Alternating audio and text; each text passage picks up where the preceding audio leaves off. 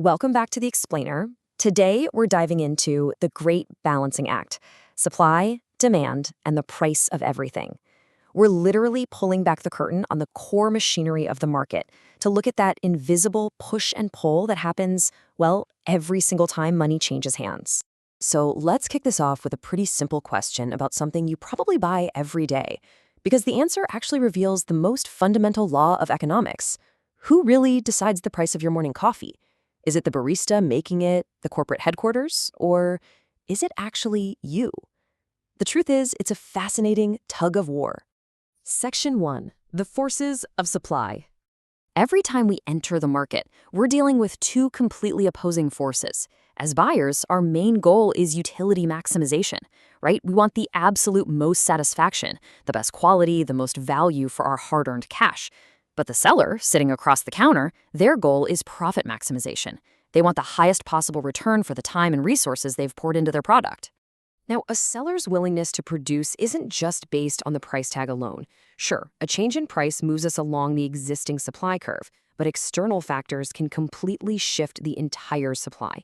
Think about production costs like the raw coffee beans, or maybe a brand new highly efficient espresso machine hits the market. Even the state of nature, like a totally unexpected frost wiping out a crop, can instantly change how much of a product suppliers are actually willing to bring to the market. Section 2. Finding the perfect balance.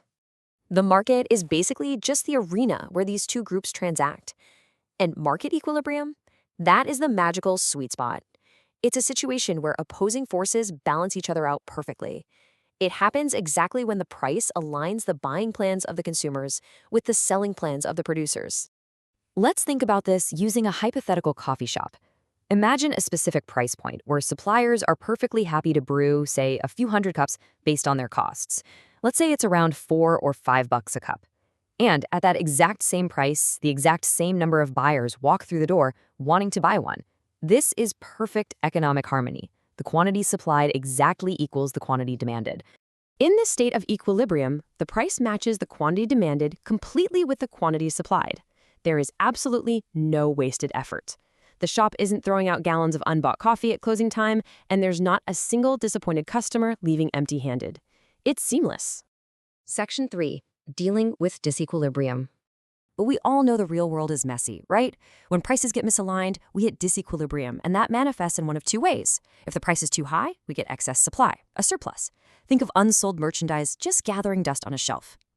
But if the price is too low, we get excess demand, or a shortage, where eager buyers leave incredibly frustrated because the shelves are totally bare.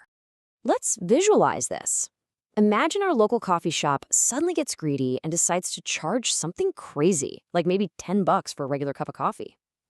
The owners might prep a massive amount of ingredients, hoping to cash in, but at that wildly inflated price, only a tiny fraction of their usual customers are actually going to buy it.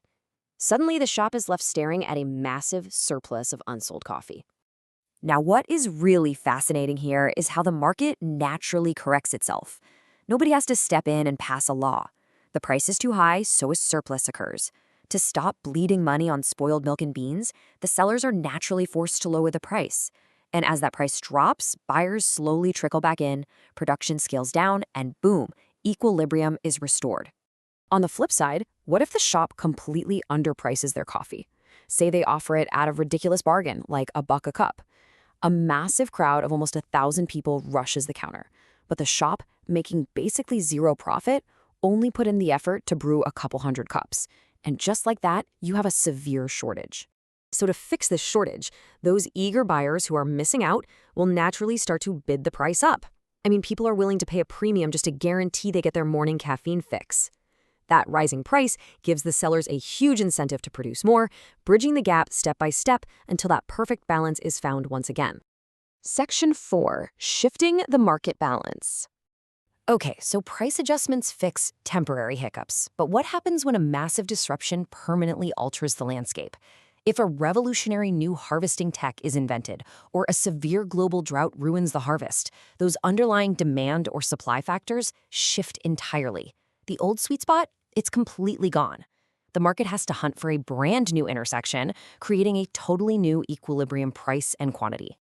Economists actually use this demand-supply model to forecast exactly these kinds of market adjustments.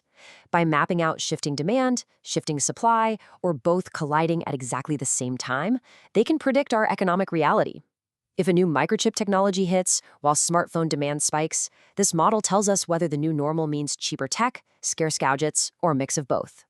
Section 5. The invisible hand at work. This constant, sometimes chaotic tug of war isn't just about money, it's about market efficiency. At true equilibrium, goods are bought by the buyers with the highest willingness to pay and sold by the sellers with the lowest cost of production. It means there are absolutely no unexploited gains from trade and no wasteful trade whatsoever.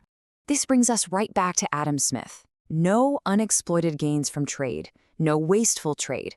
It's the core principle of his Wealth of Nations. It's the invisible hand.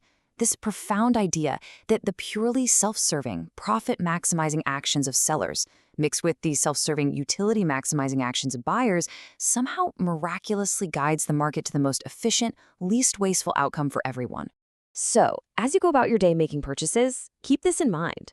Next time you buy something, are you just spending money, or are you actively shaping the global market equilibrium? Every single choice you make, your willingness to pay, your search for utility, it's all actively shifting the great balancing act of our entire economy. Thanks for joining me for this explainer, and keep looking for that invisible hand in the world around you.